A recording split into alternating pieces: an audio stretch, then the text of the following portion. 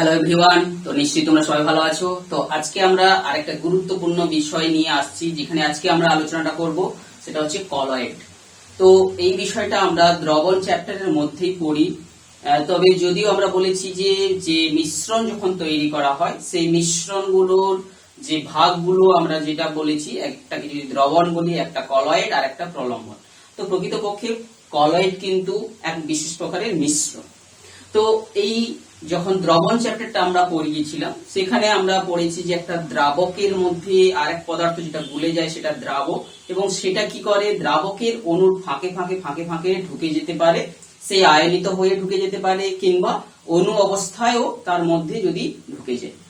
তো সেক্ষেত্রে আমরা তার আকারগুলো দ্রাবের আকারের অণুর সঙ্গে প্রায় সমতুল্য হওয়ায় তার সেখানে আমরা দেখেছি যে তার কিন্তু তার ট্রান্সপারেন্ট হয়ে যায়, অর্থাৎ তাকে আমরা ভিজিবল বা দেখতে পাই না, এমনকি ইলেকট্রন মাইক্রোস্কোপের সাহায্যেও আমরা দেখতে পাই না। কিন্তু এখন যে পদার্থটা আমরা মেশাচ্ছি দ্রাবক হিসাবে, আমরা যে পদার্থটা দ্রাবকের মধ্যে যেটা মিশিয়েছিলাম, যদি সেই দ্রাবের অণুগুলো যদি ততটা ছোট না হয়, যদি আকার বড় থেকে, তাহলে সেক্ষেত্রে যে বিষয়টা ঘটে, অর্থাৎ একটা যে পদার্থের মধ্যে তার যে অণুগুলো রয়েছে, তাদের অণুগুলোর যে ভাগ রয়েছে, আমি যে পদার্থটাকে মেশাচ্ছি তার সেই যে পদার্থটার অণুটা যদি বড় হয়, সে কি করবে না, সে ওই অংশে কিছু অণুগুলোকে অপসারিত করে সে ওখানে তাদের স্থান দখল করছে। তাহলে যখন কণাটার আকার তুলনামূলকভাবে বড় হচ্ছে, তো সেক্ষেত্রে আমরা যে প্রকারের একটা অসমসত্ব একটা মিশ্রণ তৈরি হতে দেখো, আমরা এখানে একটা পদার্থের কণাকে দেখিয়েছি। তো এইরকম আমরা যদি কোন পদার্থের মধ্যে আরেক ধরনের পদার্থকে এমন ভাবে মেশালাম যাতে করে পদার্থের যে কণাটা অনেকগুলো সেই পদার্থের কণাগুলোকে অপসারণ করে দিয়ে সে জায়গা দখল করেছে, তো এই রকম ভাবে যখন তারা জায়গা দখল করে থাকে, এটা কিন্তু হয়ে যায় একটা অসমসত্ব প্রকারের মিশ্রণ। এবং যেখানে কণাগুলোর যে আকার, এই আকারটা যদি একটা সীমা আমরা বেঁধে দিই যে 1 ন্যানোমিটার থেকে 100 ন্যানোমিটার পর্যন্ত ব্যাস বিশিষ্ট হয়ে থাকে, অর্থাৎ আমরা যদি এটাকে ন্যানোমিটার কথাটার অর্থ 10⁻⁻9 মিটার থেকে শুরু করে 10⁻⁻7 মিটার, যদি আমি এটাকে সেন্টিমিটারে কনভার্ট করি 10⁻⁻7 সেন্টিমিটার থেকে শুরু করে 10⁻⁻5 সেন্টিমিটার, তো বোঝাই যাচ্ছে যে কণাগুলোর ব্যাসটা সাধারণত কত হলে আমরা এই যে মিশ্রণটা তৈরি হয়ে থাকে তাকে আমরা নাম দেব হচ্ছে কলয়েড।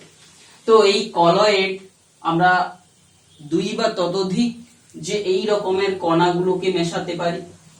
তো আমাদের নবম শ্রেণীতে আমরা দ্বিদশা বিশিষ্ট কলয়েড বলে এখানে আমরা পড়ব, যে ক্ষেত্রে দুটো অংশ থাকবে এই যে কলয়েডটা।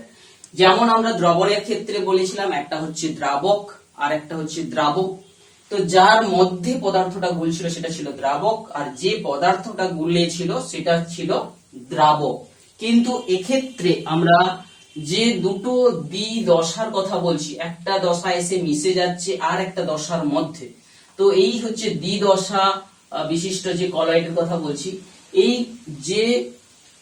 যে কণাগুলো কোন একটা মাধ্যমে ছড়িয়ে থাকছে সেটাকে বলা হয় যে বিস্তৃত দশা। যে কণাগুলো কোন একটা মাধ্যমের মধ্যে এসে ছড়িয়ে ছিটিয়ে থাকার জন্য আসছে, এই যে অংশটাকে আমরা বলছি বিস্তৃত দশা। অর্থাৎ যে কলয়েডের যে দুটো দশার সমন্বয়ে গঠিত, যার মধ্যে একটা দশার কণাগুলো আর একটা মাধ্যম কণার মধ্যে বিস্তৃত হয়ে থাকে বা ছড়িয়ে ছিটিয়ে থাকছে, সেটা হচ্ছে বিস্তৃত দশা।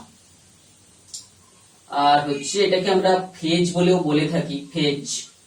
আর বিস্তার মাধ্যম, যে দশার অর্থাৎ বিস্তৃত দশার যে কণাগুলো যে মাধ্যমে ছড়িয়ে থাকছে, যে আর একটা কণার যে মধ্যে অণুগুলোর মধ্যে ছড়িয়ে থাকছে, সেটাকে বলা হচ্ছে যে মিডিয়াম বা দশা।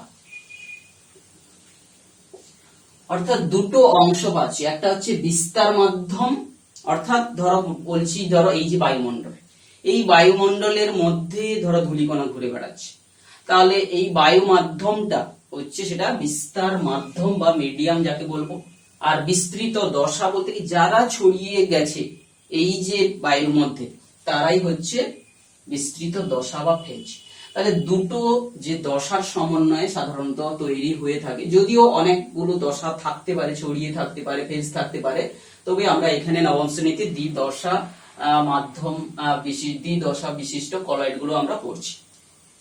তো এক্ষেত্রে যে যদি এই কণাগুলোর আকার এমন একটা সবচেয়ে বড় সাইজের দিকে চলে যায়, তো সেক্ষেত্রে আমরা বিশেষ করে যেমন ডিএনএর অণু, কোন প্রোটিনের অণু কিংবা স্টার্চের অণু যখন এইখানে ফেলি, এই যে বৃহৎ কলয়েডীয় দ্রবণ সেটা তৈরি করে ম্যাক্রো কলয়েডিয়াল যে ফেজ।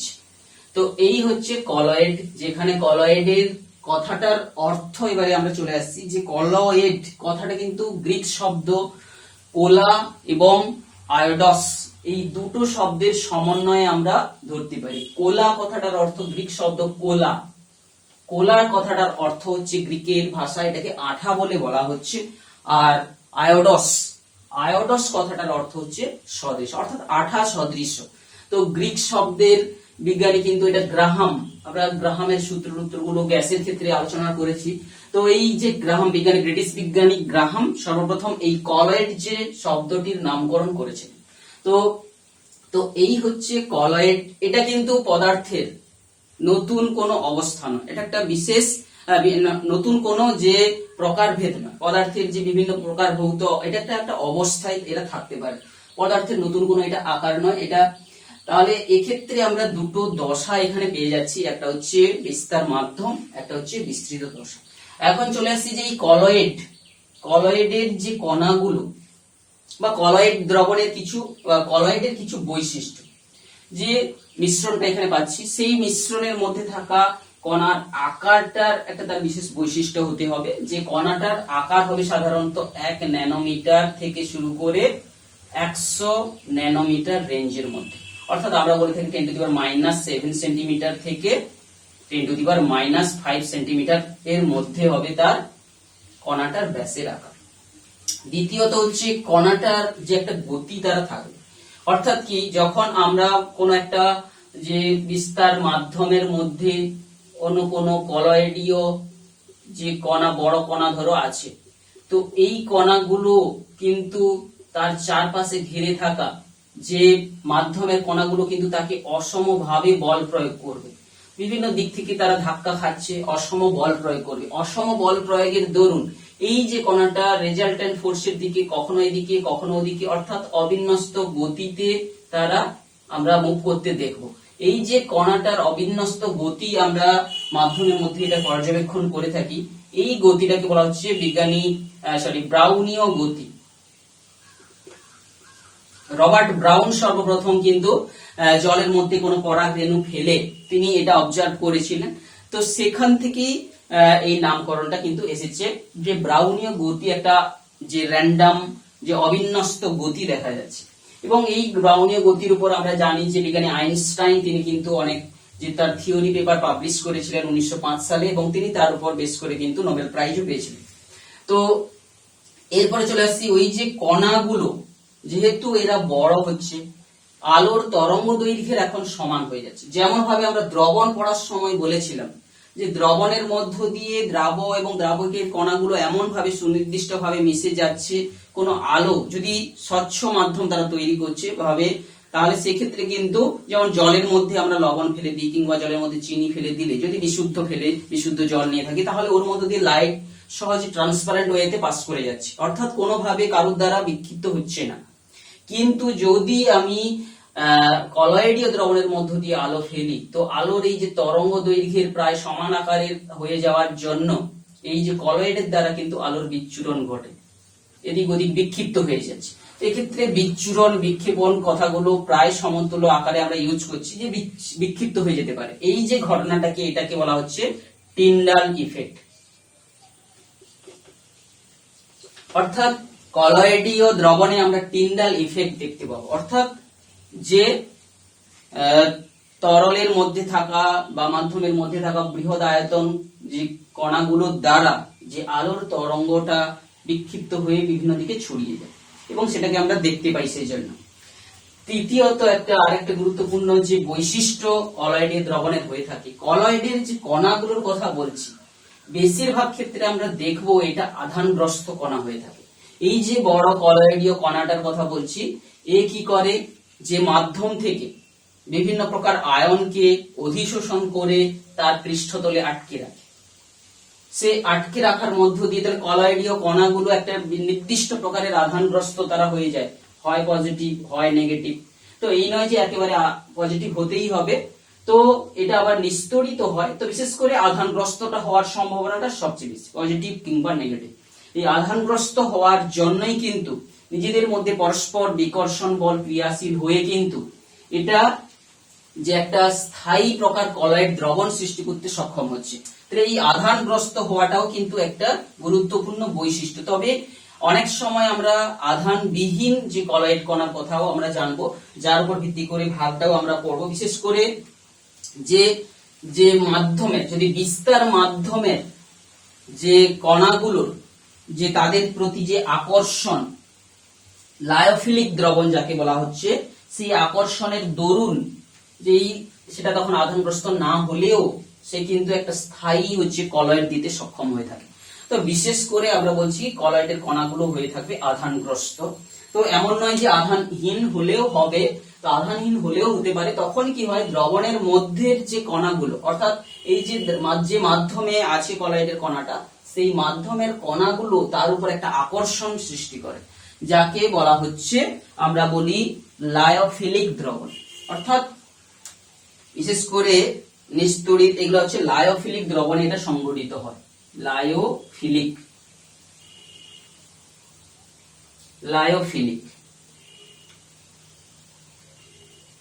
লায়োফিলিক দ্রবণের মধ্যে নিস্তড়িত আধানগ্রস্ত কণাগুলো কিন্তু তারা স্থায়ীভাবে ঘুরে কলয়েড দ্রবণ সৃষ্টি করতে পারে। তো এই হচ্ছে কলয়েড সম্পর্কিত যে আজকের আলোচনার বিষয়বস্তুগুলো আমরা লিখে রেখেছিলাম। তার মধ্যে কলয়েড সম্পর্কে একটা প্রাইমারি ধারণা পেলাম। দ্বিতীয়ত কলয়েড কণাগুলোর একটা যে বৈশিষ্ট্য আমরা গুরুত্ব দিয়ে আলোচনাটা করলাম, ধারণাটা একটা লাভ করলাম। এরপরে আমরা কলয়েড কণার যে কলয়েডীয় দ্রবণের শ্রেণী বিভাগ আমরা করব, যে দুটো মাধ্যমের যে আমরা দ্বিদশা বিশিষ্ট কলয়েডের কথাটা পড়ছি, এই ক্ষেত্রে যে দশাগুলো যেটা রয়েছে, একটাকে আমরা বলছি বিস্তার মাধ্যম আর একটা বিস্তৃত দশা। অর্থাৎ যে কণাগুলো অন্য কোনো মাধ্যমে ছড়িয়ে আছে, তাহলে যারা ছড়িয়ে আছে তারা হচ্ছে বিস্তৃত দশা, আর যার মধ্যে ছড়িয়ে আছে সেটা হচ্ছে বিস্তার মাধ্যম। তো এখন বিস্তার মাধ্যম আর বিস্তৃত দশার মাধ্যমের গুলোর উপর ভিত্তি করে বা উপাদানগুলোর উপর ভিত্তি করে আমরা এখানে 8 প্রকারের কলয়েড পাবো। তো যদিও আমরা দ্রবণ পড়ার সময় যেভাবেই বলেছিলাম, যেমন কঠিন দ্রবণ, তরলের দ্রবণ, গ্যাসের দ্রবণ, তো সেক্ষেত্রে আমরা মাধ্যমগুলোকে সামনে রেখে ধরো কঠিন, তার সঙ্গে কঠিনের বিস্তৃত দশার, তরলের, গ্যাসের যে প্রকার কলয়েডগুলো সৃষ্টি হতে পারে। তো এক্ষেত্রে যেটা আমরা সাধারণত গ্যাসীয় যে বিস্তার মাধ্যমের সঙ্গে গ্যাসীয় যে বিস্তৃত দশার যে কলয়েড, এটা কিন্তু প্রকৃতপক্ষে হয়ে থাকবে না, এটা কিন্তু একটা প্রকৃত দ্রবণ বা সমসত্ব মিশ্রণ তৈরি করে ফেলবে। তো সেজন্য এইটা বাদ দিয়ে আমরা প্রধানত 8 প্রকারের পেয়ে থাকি। তো এখন যে কঠিন বিস্তার মাধ্যমে কঠিন বিস্তৃত দশা এটা সৃষ্টি হয়েছে, সেই রকম কলয়েডদের আমরা এক্ষেত্রে আমরা তাকে নামকরণটা করে থাকবো যে জেল বলে বলবো। এগুলো সাধারণত যেমন কঠিনের মধ্যে তরল ছড়িয়ে আছে, এটা হচ্ছে জেল, কণাগুলোকে আমরা জেল বলে থাকি। আবার দেখো তরলের মধ্যে তরল ছড়িয়ে আছে, এটাকে আমরা ইমালশন বলে থাকি। ইমালশন অর্থাৎ কয়েকটা বিশেষ প্রকার কলয়েডের নামটা আমরা বলছি। আবার গ্যাসের মধ্যে কঠিন ছড়িয়ে থাকা, তরল ছড়িয়ে থাকা, এইগুলোকে আমরা সল বলি। তাহলে গ্যাসের মধ্যে কঠিন ছড়িয়ে থাকলে এটাকে বলা হচ্ছে কঠিন অ্যারোসল, গ্যাসের মধ্যে তরল ছড়িয়ে থাকলে তরল অ্যারোসল। তাহলে এইগুলো সাধারণত সল নামে আমরা দিয়ে থাকি। তাহলে কঠিনের মধ্যে তরল ছড়িয়ে থাকছে এরকম, তো এইগুলো আমরা কয়েকটার বিশেষ নামকরণ করে থাকছি। তো বাকি যে কলয়েড গুলোর কথা বলছি, সেইগুলোর আমরা যেমন কঠিনের সঙ্গে কঠিনের কলয়েড অর্থাৎ কঠিন বিস্তার মাধ্যমে কঠিন পদার্থ ছড়িয়ে আছে। তো এই ক্ষেত্রে এর কোনো পার্টিকুলার নাম আমরা সেরকম না দিয়ে দিয়ে থাকি না। তো এই ক্ষেত্রে আমরা যেটাকে বলছি যে এটার উদাহরণ হিসাবে আমরা সংকর ধাতু বলতে পারি। সংকর ধাতুগুলো, যদিও সংকর ধাতুগুলো অনেক সময় সমসত্ব মিশ্রণ হিসাবে তৈরি যদি করে যায় সেটা আমরা দ্রবণ বলে বলবো। তো সংকর ধাতুটা যদি অসমসত্ব ভাবে মিশে থাকছে, আর কলয়েডের বৈশিষ্ট্যের মধ্যে তাহলে আরেকটা গুরুত্বপূর্ণ বিষয় আমাদের বলতে হবে যে এটা অসমসত্ব মিশ্রণ, অসমসত্ব মিশ্রণ তৈরি করে। এটা একটা গুরুত্বপূর্ণ পয়েন্ট। তাহলে এটা সংকর ধাতুর সঙ্গে সঙ্গে আমরা বিভিন্ন যে রঙিন কাঁচের কথা বলে থাকি, যে বিভিন্ন ধরনের রঙিন কাঁচগুলো কিন্তু এর উদাহরণ। এবারে কঠিন পদার্থের মধ্যে তরল ছড়িয়ে রয়েছে, তো এইরকম যে বিভিন্ন জ্যাম জেলি কথা বলে থাকি, সেই জেল বিশেষ করে যেমন কোলগেট আমাদের পরিচিত একটা উদাহরণ, কোলগেট, সরি টুথপেস্ট বলাটাই ভালো। তো এই ক্ষেত্রে আমরা কোলগেট একটা কোম্পানি হয়ে যাচ্ছে, তো আমরা বলছি টুথপেস্ট, যেগুলো সচরাচর ব্যবহার করে থাকি টুথপেস্ট, এইগুলো কিন্তু সেই কঠিন যেগুলা সেলের উদাহরণ হবে, সরি জেলের উদাহরণ হবে। তাহলে বিস্তৃত দশাটা এক্ষেত্রে তরল, বিস্তার মাধ্যমটা কঠিন। তো এক্ষেত্রে কিছু কিছু গুলোর আমরা নামকরণ যেগুলো আমরা পেয়েছি সেইগুলো লিখছি। তো গ্যাসীয় মাধ্যমে, তো এবারে দেখো কঠিন মাধ্যমে গ্যাস ছড়িয়ে রয়েছে, সেরকম অনেক সময় ঝামা পাথর, রাবার, যে বিভিন্ন পিউমাস, এইগুলো যে কঠিনের মধ্যে গ্যাস ছড়িয়ে রয়েছে, এর এক্সাম্পল হিসাবে আমরা রবার বলতে পারি, পিউমাস যে পাথরের কথা বলে থাকি, ছিদ্রযুক্ত যে পাথরগুলো। এরপরে যে এইগুলো কয়েকটা উদাহরণ। তো বিস্তৃত ভাবে আমরা বিভিন্ন প্রকার কলয়েড গুলোর উদাহরণ গুলো আমরা বলছি। তো সহজে যে কতগুলো কলয়েডের যদি তোমাদের উদাহরণ বলতে বলে যে কতগুলো কলয়েডের উদাহরণ দাও, আমরা সহজে যেগুলো আমরা দেখে থাকি যে চা, কফি, কিংবা রক্ত, আমাদের হাতের ফ্যান, কিংবা হচ্ছে যে কোলগেট, এই সমস্ত গুলো যে আমরা ডিমের খাচ্ছি, ডিমের ভিতরে যে সাদা অংশটা, এটাও একটা, কিংবা দুধ যেটা খাচ্ছি এটাও একটা কলয়েড। অর্থাৎ পরিচিত যে পদার্থগুলো হচ্ছে এর উদাহরণে ধোঁয়া, কুয়াশা, মেঘ। তাহলে এই যে আমরা কলয়েড কাকে বলে তার উদাহরণের মধ্যে যেগুলো আমরা সচরাচর বলে থাকি, ধরো মেঘ, কুয়াশা, রক্ত, তারপরে হচ্ছে ভাতের ফ্যান, আঠা, এই সমস্ত গুলো হবে এর উদাহরণগুলো। তো আমরা সেই উদাহরণগুলোকে কিন্তু এখানে আমরা আনার চেষ্টা করব। তো তরল যে বিস্তার মাধ্যমে, তরল বিস্তার মাধ্যমে যে তরল বিস্তার মাধ্যমে কঠিন ছড়িয়ে আছে, যেমন গোল্ড সল, সালফার সল, গোল্ড সল, সালফার সল, এইগুলো তরলের মধ্যে যে কঠিন ছড়িয়ে রয়েছে, তরল যে বিস্তার মাধ্যমে কঠিনগুলো ছড়িয়ে রয়েছে, ঠিক সেই রকম এইগুলো হচ্ছে সালফার সল, গোল্ড সল, এইগুলো তার এক্সাম্পল। এরপরে যেটা আমরা গুরুত্ব দিয়ে আলোচনা করছি, তরল এবং তরলের মধ্যে যে মিশ্রণ, এই ইমালশনটা কিন্তু বিভিন্ন প্রকারের আমরা হয়ে থাকবে, এর সম্পর্কে পরবর্তী ক্লাসে আলোচনা করব ডিটেইলসে, যখন যে বিভিন্ন প্রকার যে বিশেষ বিশেষ কলয়েড গুলো আলোচনা করব, ইমালশন তার মধ্যে একটা গুরুত্বপূর্ণ। তো এই ক্ষেত্রে তরল গুলো একটা জল জাতীয়, একটা তেল জাতীয় হতে পারে, তেলে জলের ইমালশন। তো এই ক্ষেত্রে ইমালশন গুলোর মধ্যে আমরা দই, দুধ, যে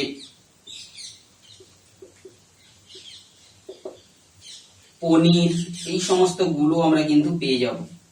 আচ্ছা, কিন্তু মাখন, মাখনটা কি হবে না, মাখন কিন্তু হবে, এটা কিন্তু এক প্রকারের ইমালশন কি হবে, মাখন হতে পারে।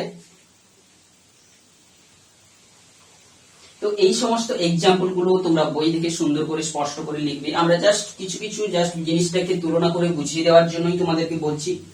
ঠিক সেই রকম তরলের মধ্যে গ্যাসীয় পদার্থগুলো মিশে আছে, তরলের মধ্যে তরল বিস্তার মাধ্যম এবং গ্যাস ছড়িয়ে রয়েছে। তরল বিস্তার মাধ্যমে গ্যাস, যেমন সাবানের ফেনা।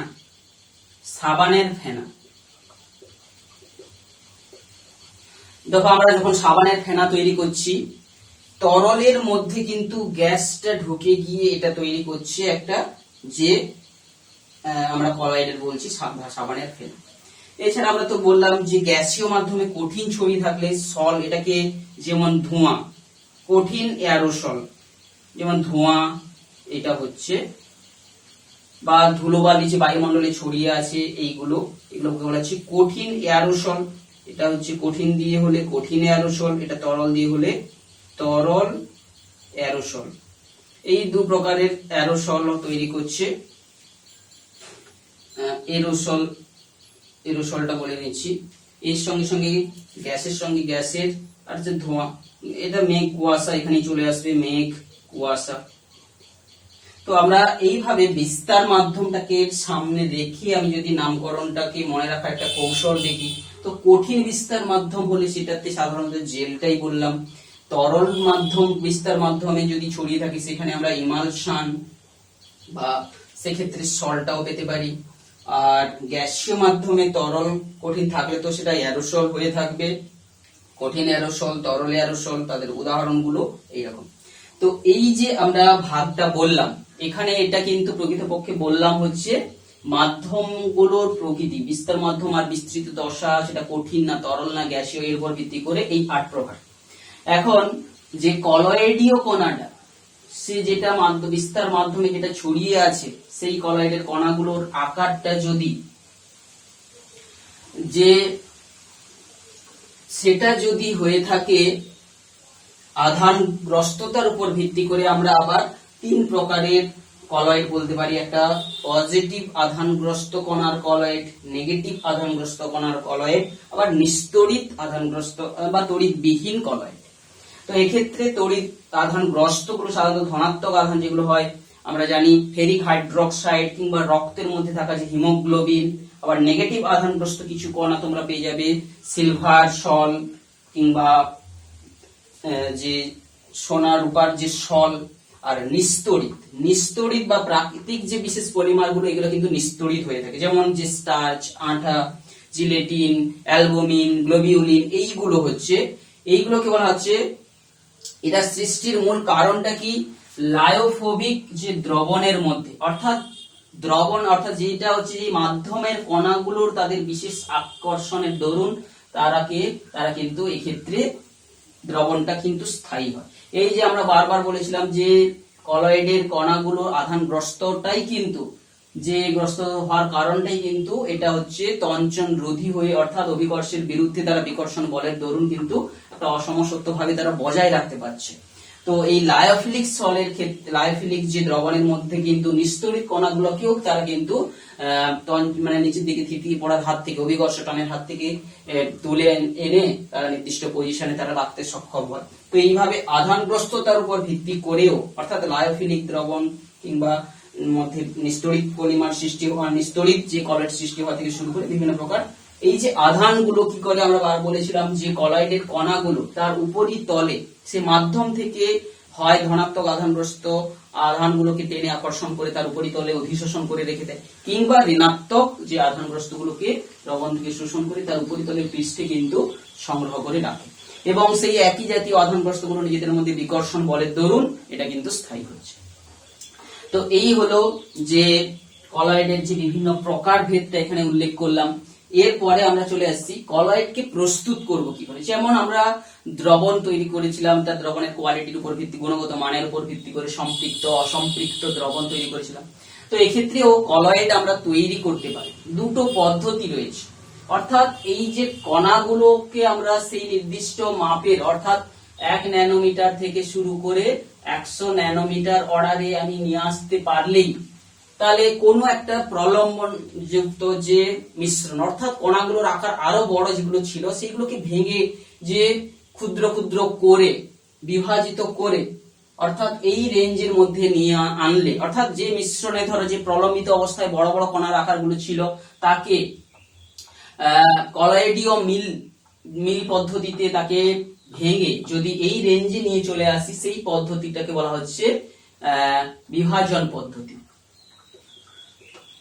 কলয়েডীয় যে মিল যন্ত্রের দ্বারা কি করা হয়, যে বড় বড় যে প্রলম্বিত কণাগুলোকে কি করব আমরা, ভেঙে সেই রেঞ্জে আমরা যদি নিয়ে চলে আসতে পারি, তো তখনই সেটা হচ্ছে, এটাকে বলা হচ্ছে বিভাজন পদ্ধতিতে যে কলয়েড গুলো সৃষ্টি হয়ে থাকে। বিশেষ করে যেমন ভাবে গ্রাফাইট, আমরা যে গ্রাফাইটের যে কণাগুলোকে এই পদ্ধতিতে ভেঙে টুকরো টুকরো করে আমরা পিচ্ছিল কারক পদার্থ হিসাবে আমরা সেটাকে তৈরি করতে পারি কলয়েডীয় মিল যন্ত্রের সাহায্যে ভেঙে। কিংবা যে বিশেষ করে যে ছাপার কালি, তাহলে এটা হচ্ছে গ্রাফাইটের যে টুকরো গুলোকে গুঁড়ো গুঁড়ো করে এটা হচ্ছে পিচ্ছিল কারক পদার্থ যেগুলো সব তৈরি হচ্ছে, সেটা কিন্তু এক প্রকারের কলয়েড। তাহলে যে ক্ষেত্রে সেখানে কিন্তু বিভাজন পদ্ধতিকে অবলম্বন করা হয়েছে, বিভিন্ন যে বড় বড় প্রলম্বিত কণাগুলোকে এই কলয়েডীয় মিল যন্ত্রের সাহায্যে তাকে ভেঙে আমরা কলয়েডের কণার আকার দিয়েছি। তো এক্ষেত্রে গ্রাফাইট থেকে যেমন ভাবে পিচ্ছিল কারক, তেমনি ভাবে কালি, যে ভূষা কালি রং সৃষ্টি করা হয়ে থাকে, ছাপার কালিগুলো, যে ছাপার কালি প্রস্তুত করা হচ্ছে যেগুলো গুঁড়ো কালিগুলো, সেক্ষেত্রেও কিন্তু কার্বনের যে অংশগুলোকে এই যে কলয়েডীয় মিলে সেইগুলোকে চূর্ণ বিচূর্ণ করে কলয়েড কণার আকার দেওয়া হচ্ছে। তাহলে এখানে হচ্ছে বিভাজন পদ্ধতিতে আমরা করতে পারি। ঠিক সেরকম আমরা সংযোজন পদ্ধতিতেও কলয়েড তৈরি করতে পারি। সংযোজন পদ্ধতিটা কি, যেখানে আমরা কি বলছি, যে বিভিন্ন ক্ষুদ্র ক্ষুদ্র অণু পরমাণুগুলোকে তাদেরকে সংযুক্ত করে কলয়েড কণার আকারে আমি নিয়ে যাব। তো সংযুক্ত করব, ছোট ছোট অণুগুলোকে জুড়ে একটা বড় কণার আকার দিলাম, তো সেইখানে সেটা হবে সংযোজন পদ্ধতি। এই বিশেষ এক্সাম্পলটা যেমন ধরো হাইপো নিয়ে তোমাদের আছে। হাইপো অর্থাৎ কি, সোডিয়াম Na2H2A, সোডিয়াম থায়োসালফেট, এর যে দ্রবণে আমরা যদি অ্যাসিড যোগ করি, তো এক্ষেত্রে এর গঠনগত উপাদানের যে জলটাকে আমরা যদি বাদ দিই, তাহলে হাইপোর দ্রবণে আমরা যদি অ্যাসিড যোগ করি, সেই অ্যাসিড হিসাবে হাইড্রোক্লোরিকও যোগ করতে পারি কিংবা সালফিউরিক অ্যাসিডও যোগ করতে পারি। সেই দ্রবণে যোগ করলে আমরা পেয়ে যাব sodium chloride, sulphur die oxide, জল আর সালফার। এইভাবে আমরা এই ক্ষেত্রে দেখতে পাবো 2Na2 যেহেতু আছে 2NaCl SO2, এইভাবে সালফার সল তৈরি হবে। কিংবা আমি যদি সালফিউরিক অ্যাসিড এই হাইপো দ্রবণের সঙ্গে নিয়ে থাকি Na2H2O3 এর সঙ্গে, তো এই ক্ষেত্রেও আমরা পেয়ে যাব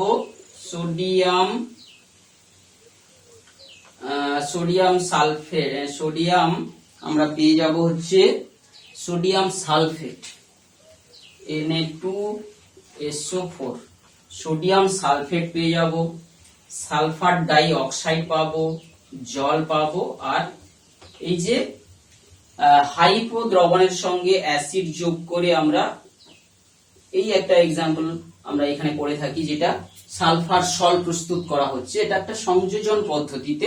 এক্ষেত্রে সালফারের যে অণুগুলো জুড়ে জুড়ে একটা বৃহৎ সালফারের অণু হিসাবে তারা যে দ্রবণে অংশগ্রহণ থাকছে এবং সেটা এক প্রকারের কলয়েডীয় দ্রবণ তৈরি হচ্ছে।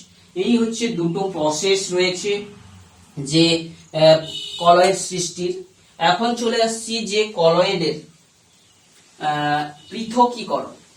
তো কলয়েড সম্পর্কে যে আমরা আলোচনাটা এগোচ্ছি, এই যে বিষয়টাকে এখন আমরা রেখে দিচ্ছি, থাক একটা ছকের মধ্যে সবগুলোই থেকে যাবে ফ্রেমের মধ্যে। তো এরপরে আসছি কলয়েডকে পৃথকীকরণ। কলয়েডকে পৃথকীকরণ মানে কি, কলয়েড যে দুটো দশার যে সমন্বয়ের সৃষ্টি, কোন একটা মাধ্যমকে আমরা অপসারণ করে নিতে পারি। তো এখানে দেখতে পাচ্ছি যে কণাগুলোর আকার একটু বড় হচ্ছে, তা সত্ত্বেও এরা হচ্ছে একটা অসমসত্ব মিশ্রণ এরা তৈরি করে রাখতে পারছে। তো আমরা পৃথক করতে পারি ঝিল্লি বিশ্লেষণ বা ডায়ালিসিস, যাকে বলে ডায়ালিসিস। অর্থাৎ এক্ষেত্রে অর্ধভেদ্য পর্দা আমরা ইউজ করব। অর্ধভেদ্য পর্দা কি জিনিস আমরা জানি, যার মধ্যে কিছু সিলেক্টিভ যে দ্রাবকের অনুপ্রবেশ করে চলে যেতে পারে, অর্থাৎ কিছু বড় যে যদি আকার আকৃতির হয়ে থাকে সে কিন্তু আটকে যাবে। তো সেই অর্ধবৃত্ত পর্দার মধ্য দিয়ে কলয়েডকে রেখে আমরা যদি বাইরে জলের স্রোত বা দিয়ে থাকি, তাহলে ধীরে ধীরে যে কলয়েড গুলো থেকে যাবে, কলয়েডের যে কণাগুলো থেকে যাবে, এইভাবে দ্বারা আলাদা করা সম্ভব হচ্ছে। ঝিল্লি বিশ্লেষণ যাকে বলা হচ্ছে ডায়ালিসিস। এছাড়া কি হচ্ছে যে সেন্ট্রিফিউজ যন্ত্রে যদি কলয়েডীয় দ্রবণটাকে আমরা তীব্র গতিতে ঘোরাই, কলয়েডের কণাগুলোর ব্যাস বেশি হওয়ার জন্য আমরা জানি যে অপকেন্দ্র বলের রাশিমালা mv²/r, অর্থাৎ আর তীব্র গতিতে যদি কেউ কণা ঘুরতে থাকে তার উপরে একটা বল কাজ করে। সেন্ট্রিফিউজ যন্ত্রতে এইভাবে কলয়েড কণাগুলোকে ঘোরালে তারা কিন্তু বাইরের দিকে বেরিয়ে চলে যায়। তড়িৎ বিশ্লেষণ, অর্থাৎ যে কলয়েড কণাগুলো আধানগ্রস্ত, যে কলয়েড যে দ্রবণটা নিয়েছি সেখানে ধরো কলয়েড কণাগুলো কোনটা পজিটিভ আধানগ্রস্ত কণাগুলো রয়েছে, তো এই দ্রবণে তড়িৎ দ্বার ডুবিয়ে যদি তাকে আমি ব্যাটারির পজিটিভ নেগেটিভ সংযুক্ত করি, তাহলে এই যে আধানগ্রস্ত কণাগুলো সব নেগেটিভ তড়িৎ দ্বারের দিকে যাবে। যদি অপরপক্ষে আবার যদি পজিটিভ না হয়ে ঋণাত্মক আধানগ্রস্ত কলয়েড কণাগুলো হয়ে থাকে, তারা অপর যে পাতের দিকে গিয়ে তারা এইভাবে তড়িৎ বিশ্লেষণ পদ্ধতিতে আমরা কিন্তু তাকে আলাদা করতে পারি। আর একটা পদ্ধতি রয়েছে, কলয়েডটাকে আমরা পৃথক করতে পারি কোয়াগুলেশন, অর্থাৎ আমরা এমন একটা তড়িৎ বিশ্লেষ্য পদার্থ এখানে যোগ করব, যে কলয়েডটা এখানে ধরো আছে, এতে এমন একটা আমরা তড়িৎ বিশ্লেষ্য পদার্থ যুক্ত করব, যেই তড়িৎ বিশ্লেষ্য পদার্থের সেই আধানগুলো এই কলয়েডের যে আধান, যেটা আধানগ্রস্ত ধরো ধনাত্মক আধানগ্রস্ত কণার কলয়েড ছিল, আমি এমন একটা তড়িৎ বিশ্লেষ্য পদার্থ যুক্ত করব সে কিন্তু একে ঋণাত্মক আধান সাপ্লাই দিয়ে দিয়ে এই কলয়েডীয় কণাটিকে নিউট্রাল করে দেবে। দিলে কি হবে, তখন ওই কণাগুলো তঞ্চিত হয়ে যাবে, একে অপরের সঙ্গে যুক্ত হয়ে গিয়ে কোয়াগুলেশন ঘটে যাবে। তঞ্চিত হয়ে তারা কিন্তু চার্জটাকে নষ্ট করার মধ্য দিয়ে আমরা এই যে কলয়েডটাকে দ্রবণ থেকে আস্তে করে পৃথক করে নিতে পারি। তারা পরপর থিতিয়ে পড়বে অভিকর্ষের টানে। তো এইভাবে কলয়েড যে কণাগুলোকে আমরা কিন্তু ভিন্ন ভিন্ন প্রসেসে সেই কলয়েডীয় দ্রবণ থেকে আমরা পৃথক করতে পারি। তো এরপরে যে একটা ছোট্ট অংশ আমরা এখানে আলোচনা করব বলে লিখেছি, যে ব্যবহারটা, কলয়েডকে কি কি কাজে ব্যবহার করা হচ্ছে। তো কলয়েডের বিশেষ ব্যবহারগুলো তো আমরা দেখতে পাচ্ছি, যে কলয়েডগুলো এখানে উদাহরণ হিসেবে পাচ্ছি সে ভিন্ন ক্ষেত্রে প্রযুক্ত হতে পারছে। তো বিশেষ করে ইমালশনের মধ্যে আমরা যেগুলো পাবো পরবর্তীতে আলোচনা করবো, এখানে কিন্তু খাদ্য পানীয় হিসাবে সব ব্যবহৃত হচ্ছে, কিংবা এক্ষেত্রে আমরা আরো কিছু কীটনাশক হিসাবে ব্যবহৃত, যেমন ডেটল, ফিনাইল কিংবা লাইজল, এইগুলো এক প্রকারের যেগুলো ইমালশন হয়ে থাকবে সেগুলো কিন্তু জীবাণুনাশক হিসাবে ব্যবহৃত হচ্ছে। বিশেষ করে এখানে ইমালশনের যে দু প্রকারের ইমালশন, তরলের মধ্যে একটা তেল জলের বা জল তেলের ইমালশন আমরা পেয়ে যাবো, যেখানে কীটনাশক ঔষধ থেকে শুরু করে তারপরে হচ্ছে কীটনাশক ঔষধ থেকে শুরু আমরা যে কড লিভার ওয়েল খাচ্ছি, এই ভিটামিন বি কমপ্লেক্স খাচ্ছি, সেগুলো কিন্তু এক প্রকারের কলয়েড ধরতে পারো। তো এই হচ্ছে আজকের যে প্রাথমিক আলোচনাটা কলয়েড সম্পর্কে, কলয়েড 1 আজকে আলোচনাটা করলাম, যে ক্ষেত্রে কিছু প্রাথমিক ধারণাগুলো জানলাম, এখানে তার বৈশিষ্ট্য সঙ্গে সঙ্গে তাদের যে বিভিন্ন প্রকার কলয়েড গুলো জানলাম, কি করে তৈরি করব, কি করে পৃথক করব, সঙ্গে সঙ্গে ব্যবহার। তো এটা হচ্ছে কেমিস্ট্রির যে চ্যাপ্টার গুলোর মধ্যে এইগুলা, যেগুলো তোমরা কিন্তু তথ্যমূলক হবে। এখানে তোমরা যত সম্ভব বিভিন্ন প্রকার রেফারেন্স বই, বিভিন্ন জায়গা থেকে তথ্য তোমাকে সংগ্রহ করে নিজের মতো করে নোট তৈরি করতে হবে। তো তাতে করে কি হবে, যে কোনো কম্পিটিশন পরীক্ষায় তোমরা কিন্তু এগিয়ে থাকবে। তো এক্ষেত্রে তোমাদেরকে বিভিন্ন বই থেকে বা মেটেরিয়াল থেকে তোমাকে তথ্য সংগ্রহ করতে হবে।